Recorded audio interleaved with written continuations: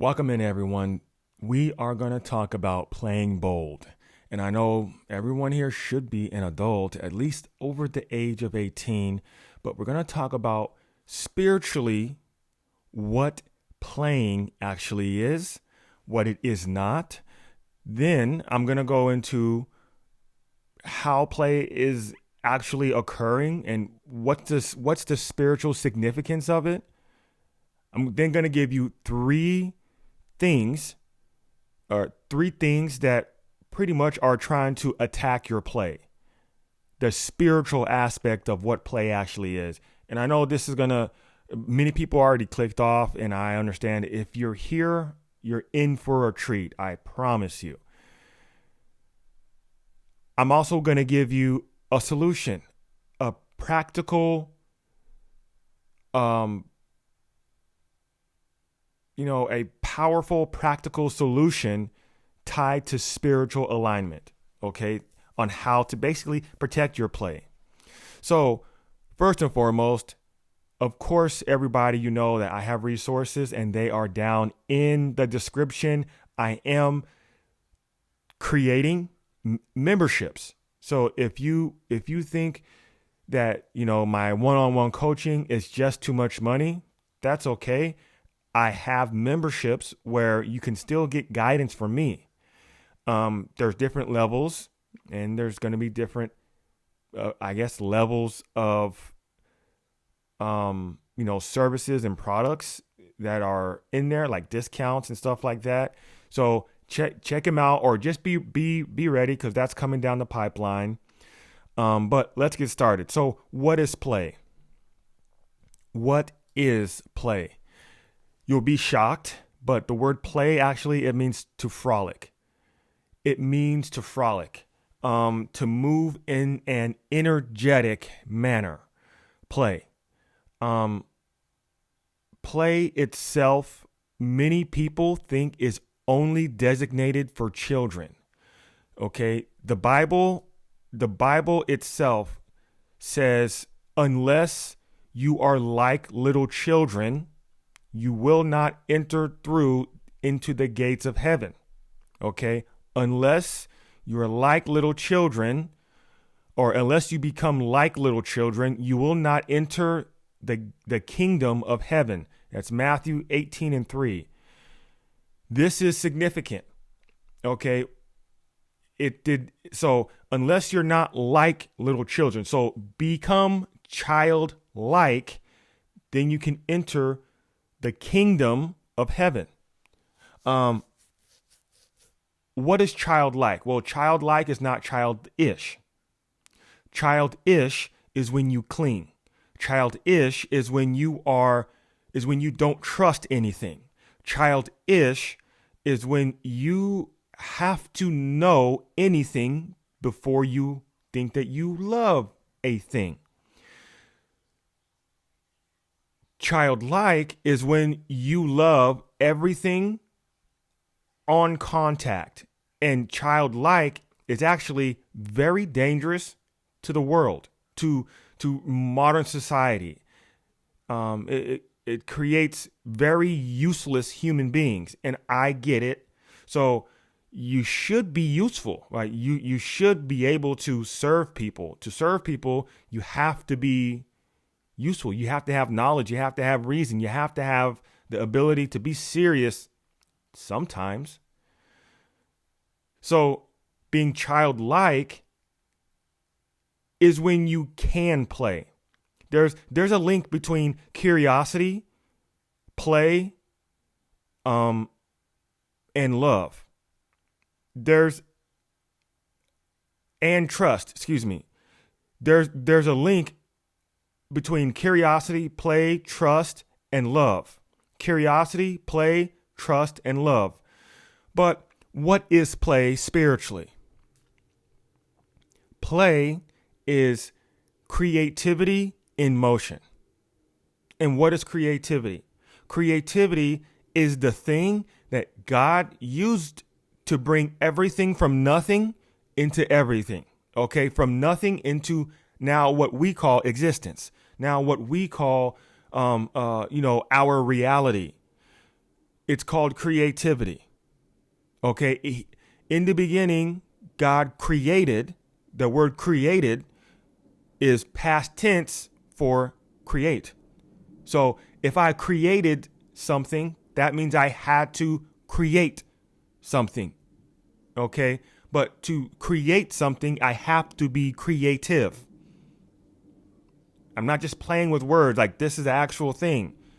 So I cannot create without being creative.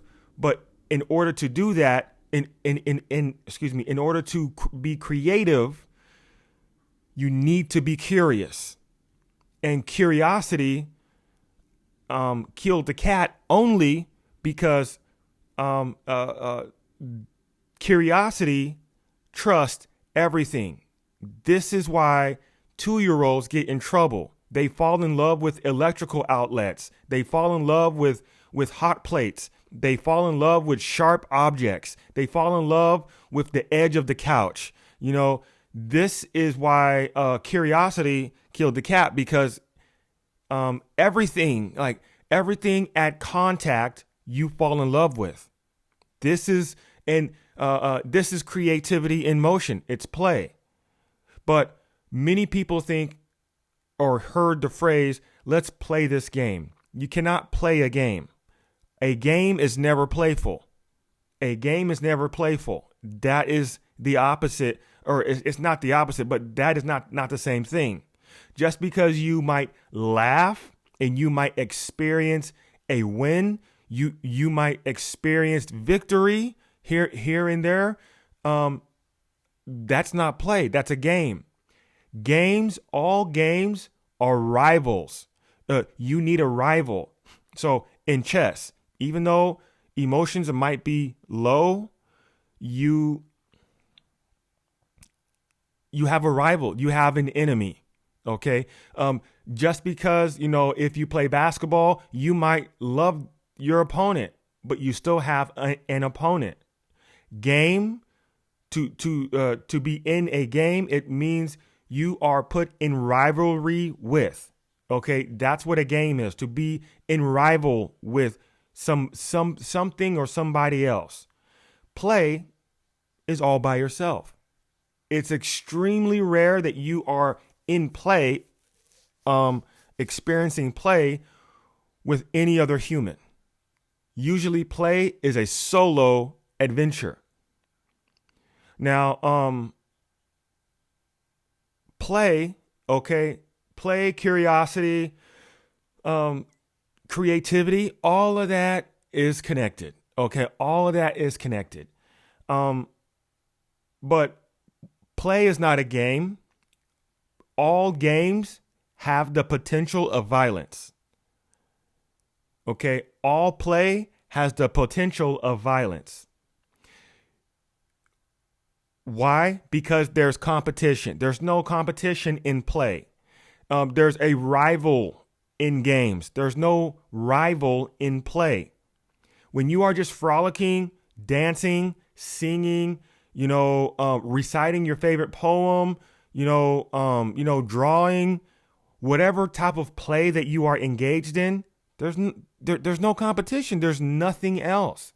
It's just you. And this is what so many people don't understand. Play is actually required if you are trying to grow inside of your purpose that God gave you. It's required. It's required. Play is actually a type of active meditation. People, for example, when I'm in the shower or in the gym, in the shower or in the gym, quite often, I experience intuition. And intuition is spiritual perception, how we receive information and insight and influence from God or the devil. Okay. There's a thing called demonic intuition, and then there's a thing called holy intuition. Both are very real.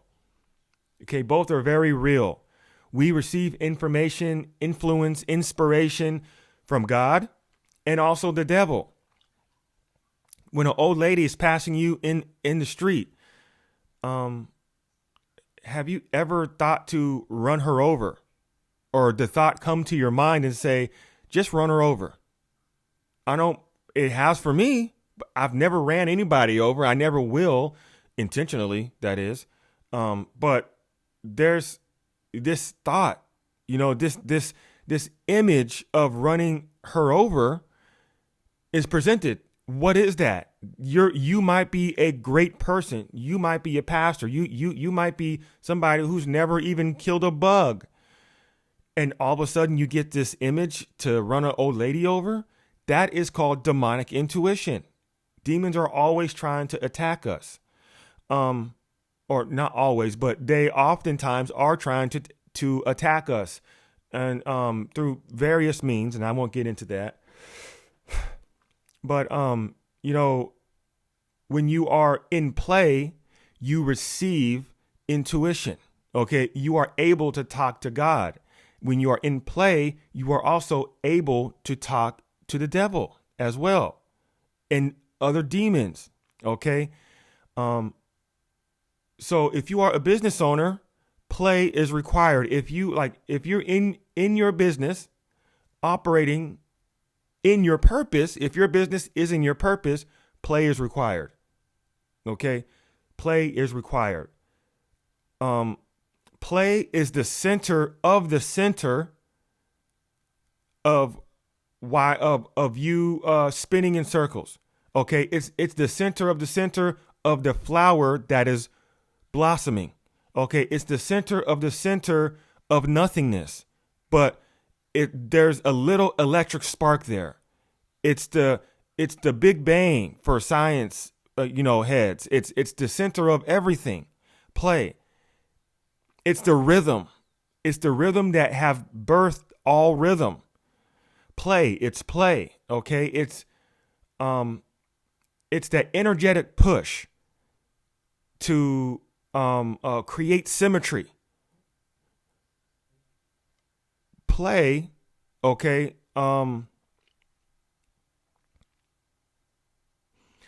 Play is also not fun. So play is not a game, but play is not fun. The word fun, it means foolish. Play, it means to frolic or to be in energetic motion or something like that. But I do know it means to frolic. So when you are having fun, you're not in your purpose, but you're being a fool. Okay, like literally you have a goal of not accomplishing anything. That's foolish. Okay, to be a bad steward of your time, that's foolish. Okay, if you have a garden, like a legit garden in your backyard, and then you pour gasoline in the soil of your plants, of your vegetables, that's foolish. All right. It's foolish because your goal for the garden was to have squash, to have pumpkins, to have onions, to have carrots. This is unique. Okay. This is unique. So, play and fun often get confused because they both have a pleasant feeling. You see your body moving at recess time or in the bowling alley, or, in your, at soccer games or at football games, your body is moving, but what ends up happening is you think you're in play. You're not in play. You are in a game. And if you don't care about actually making this your profession, like if you're playing soccer, but you don't want this to be your profession and there's no real goal for there, like if you don't want it to be your profession, cool, but you're trying to work on your endurance. Okay, well that's a goal. And maybe God has a higher purpose for you playing soccer. So then later you can start a business. So then later you can, train or become a coach in soccer. So I know like your life is complicated and so is mine. So I'm not saying that everything that you're doing is lacking purpose. No, you've got to have your own discernment. Okay. So what I'm saying is fun is here when you don't have purpose for the activity that you are experiencing, that you've decided to be in. If there's no purpose in anything, if there is zero purpose in the activity that you are participating in, then you're being foolish. If you're avoiding what you're supposed to be doing is foolish. Drinking or doing anything evil or demonic is foolish. Okay. So it is fun getting drunk. Everybody who's been drunk or tipsy, at least, maybe not drunk, but like tipsy, drinking a couple of beers or whatever. And there are people who've not drinking at all. Great. Stay that way. But, if you've ever gotten tipsy, from like 3 or 4 beers, whatever, it's fun. It feels pleasant. It's a pleasant feeling. But when you understand that there's no purpose for that, what's the purpose? Just to be happy. Well, happiness is nothing. Literally, happiness is not real. So if any of your purpose things, if you decide that your purpose for anything is based on an emotion for you to acquire and solidify an emotion, you're being a fool because emotions are not real. Well, I can feel them, Kyle. You can detect you can also detect darkness too. But is the darkness real? No. It has no physical existence. There's no single cell organism of sadness that we've detected, or happiness, or, depression. There's no single cell organism of any emotion. We can't scoop it out and put it underneath a microscope and examine it. We can't. It's impossible. So if any of your goals or the purpose of you doing any activity is for the purpose of gaining an emotion like happiness, sadness, whatever emotion, pleasant or unpleasant, that is foolish. You're having fun. Okay?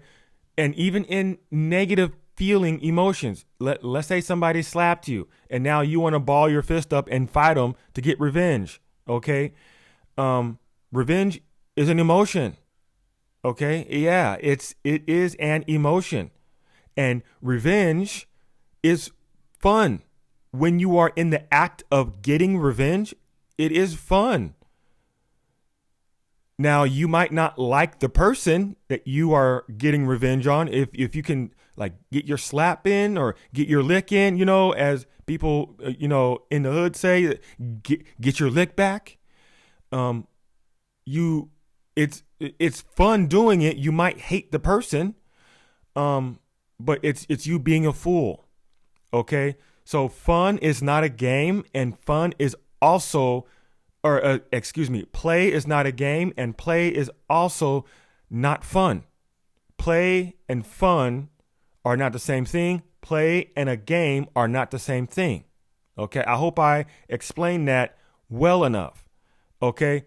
So when is play needed?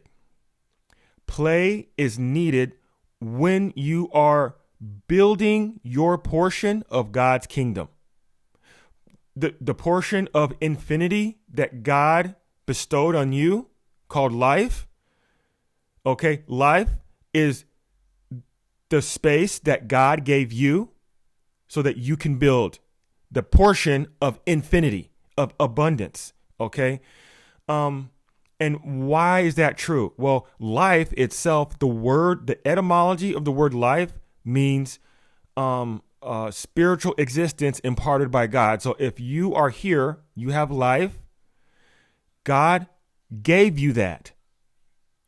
Simply, and it's evidence is in the definition of life. So, when you are building your part of existence that God gave you, that God gifted to you, play is required. Okay? So, for example, if you are stuck in your business because you know you need to be able to grow, but it's just you in your business. It's only you in your business. What ends up happening is you need what you need to do is set some time aside, time block on your calendar so that you can play. Or if you sit at your computer like I am now, what ends up happening is the first couple of moments that I sit at my computer, and I mean moments, not like hours or even like 30 minutes, like just a couple of moments. What I do if I'm having a blockage is I'll sing. I legit will sing, or I'll bring my dogs over and I'll play tag or something with them, and as I'm doing that, or while I'm doing that, I don't just sing the song. And here's more of a lesson of how you interplay. I don't just sing the song. I become the song. Okay? If I'm singing, Boys to Men, I'll make love to you like you want me to. Okay, I know I can't sing too well. I got it. But what ends up happening is I become the words. I become their breath. I become the experience of what they are depicting. I become the song. I make love to you like you want me to, and I'll hold you tight, baby, all through the night. I'll make love. So even in that moment, right there, what just happened is I lost myself. I got lost in the music. I became the music. And right now I'm receiving things. I'm receiving a thing called intuition. Okay. I'm now centered. Even though I'm talking to you, I'm centered. And what's ended up happening is it's kind of hard for me to stay on track with what I'm saying to you, because now I'm receiving from God, and also I'm trying to piece together the flow of this lesson. So when you are in play, become the motion, become the wave. If your play is in the shower, become the soap bubbles. Okay? Become your hair wash, become your loofah, your washcloth, and everybody needs one of those things. I know some people don't use that. Some people only use their hands to wash themselves. If you have the ability to purchase or get a cloth or a loofah or something to, exfoliate, get it. It's required. Okay. So says Kyle. All right. So anyway, when you start off, you need to intentionally become what it is that you are doing. If you are spinning, become the spin. Okay, become the swirl. You aren't you anymore. Engage in the crossover it's just Kyle spinning from spinning. The only thing that exists here now is spinning. That's it. I'm not spinning. I am the spin. Spinning. That's it. Okay? I'm not singing. I am the song. I'm there again. I can smell the roses as I'm singing that. Okay? So when you are intentionally engaged in play, what you need to do is have your recording device out, or maybe your pencil and paper, after or as soon as you get the information, the intuition, the spiritual perception, okay, as soon as God starts to provide to you things, start writing them down, start speaking them so you can record it and go over them afterwards, okay? But you need to be playing boldly, okay? Play is not for the lighthearted, okay? When you are actively engaging in play, you become useless to society. You become useless to your friends, to your family, just for a moment, because this is only about you and God. When you are spinning and you become the spin, everything else dissipates. Okay? This is when you become love. This is when you become this is when you enter through the gates of heaven. Okay? Matthew 18 and 3. Okay? Unless you become like a child, you cannot enter the kingdom of heaven. Okay? As I'm playing with, and getting my hands bitten on by my dogs, I become, the back and forth. I become the panting. I become the zoomies running around. I become that. I am that. There's no separate thing. So as soon as I get anything, I'll usually pull my phone out. What happens is I'll pull my phone out and I'll text myself, this topic, do this in my business, do this, do this, do this. And that in the moment doesn't make sense. Later in the day, it always does. God always comes through. But playing boldly, you will have outside interference. Why are you, in the gym so long? Or if you're in the gym, man, you're always on the treadmill so long. Or why do you take long showers? Or men, why are you in the bathroom for so long? Right? Women, maybe when they put makeup on, they sing and they, put some makeup on, they put the brush down, they sing, they look at themselves from different angles. They don't know it, but they're actually in a thing called play. That's part of play. When you don't become, or like when it's not you putting the makeup on, you are the makeup. You are the makeup itself. Okay? Now,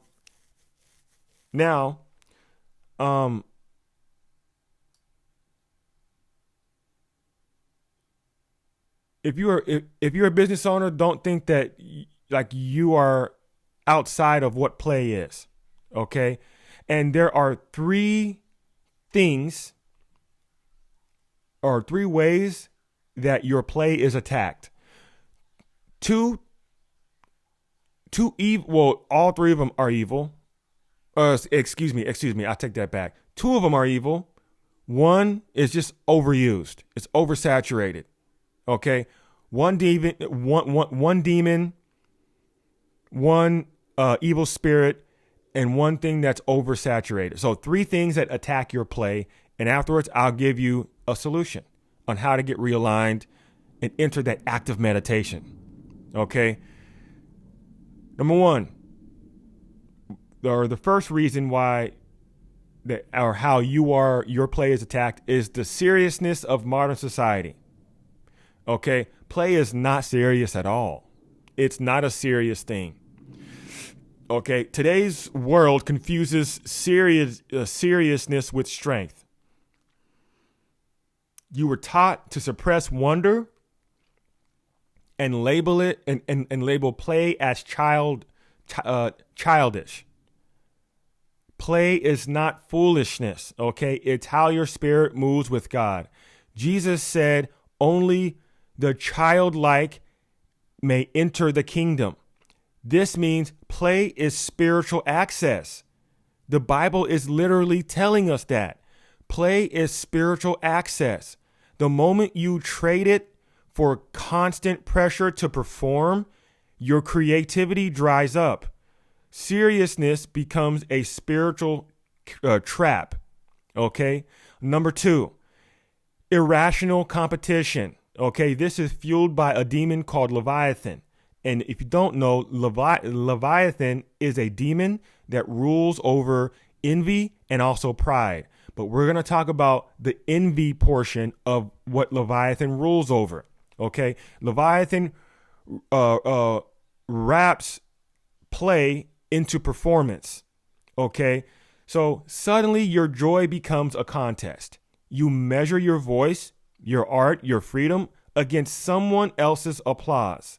You feel behind, you compare your gifts, and the second you do, curiosity turns into anxiety and also investigation. Okay? Play disappears. This is envy hiding as ambition. But God gave you play to create with him, not to compete with others. Remember, we are made in his image. We are God's artificial intelligence. We are God's AI. We need to be creative in order to create. But to do that, we need to enter an activity called play, the spiritual access. Okay. Now, envy is multifaceted. Okay. Yes, it's ruled by the demon of Leviathan, but envy is not just, I don't want you to have that. Envy is also self-pity. Okay. Envy turned upside down is self-pity. It's me thinking that my life isn't good enough. It's that irrational competition, that comparison. This is why they say comparison is the thief of joy. And it is. Because once you compare, it's no longer play. It's a game. Remember, games is all about competition. Okay. Number 3, the third thing that attacks play is false guilt and identity manipulation. This is the weapon of Jezebel. So Leviathan is a demon. Jezebel is an evil spirit. Okay. Jezebel is not a demon. Jezebel is not a demon. Demons are fallen angels. Jezebel has never been to heaven. I can guarantee you she's in hell right now. Okay. Jezebel does not stop play by force. She stops it with shame. Remember, shame is a painful feeling of guilt or disgrace. Okay. And disgrace is when you are outside of God's love and protection. Okay. When you're outside of joy, you experience a thing kind of like when you jump into a cold pool of water, you feel chilly, when you are outside of God's protection, you feel shame. She makes you feel guilty for feeling joy. Okay. You'll second guess your rest, your fun, or even your peace. Okay. Her goal is to make you believe your instincts are sinful. Okay. Your joy is selfish and your play is immature. Why don't you just grow up? Huh? Why don't you just grow up? But this is how she robs you of your access to God's voice.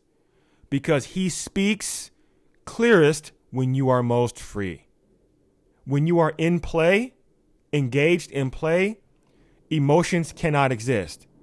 If you can ever remember as a child, and you just spinning or jumping rope or, running as hard as you can, not in a race, just running as hard as you can, sprinting by yourself, there's no emotions there.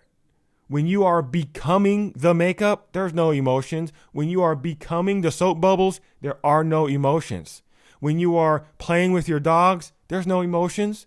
When you're gardening and you are becoming the tomato plant, the carrot plant, the onions, there's no emotions. Emotions can't exist.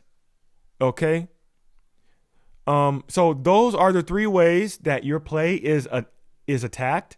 Let's go over them briefly again. Number one is the seriousness of modern society. Seriousness is oversaturated and it robs you of your play. Number two is the irrational competition and comparison. Comparison is the thief of joy. When you compare, you no longer can play because it's called a game. Now you are in competition. Oh, they have more money than me. Now you hate your life. And that's fueled by the demon called Leviathan, and Leviathan rules envy and pride. Number three is false guilt and identity manipulation. This is Jezebel, okay? As soon as you enter play and Jezebel sees this, she'll shame you for operating this way. Why are you always outside gardening? Why are you always on the video game? Why are you always doing this? And now I'm not saying, okay, listen to me closely. Play is required in your purpose. Now, if you are not in your purpose, like if you're playing a video game and you're not trying to, like there's no purpose there, like you just want to escape, you might be under the influence of Belphegor. And Belphegor is a demon that is a ruler of sloth. And sloth is the chase for everything easy. Okay, you're avoiding life. You're avoiding this. So listen and have discernment for what I'm saying. Okay, now here's the solution.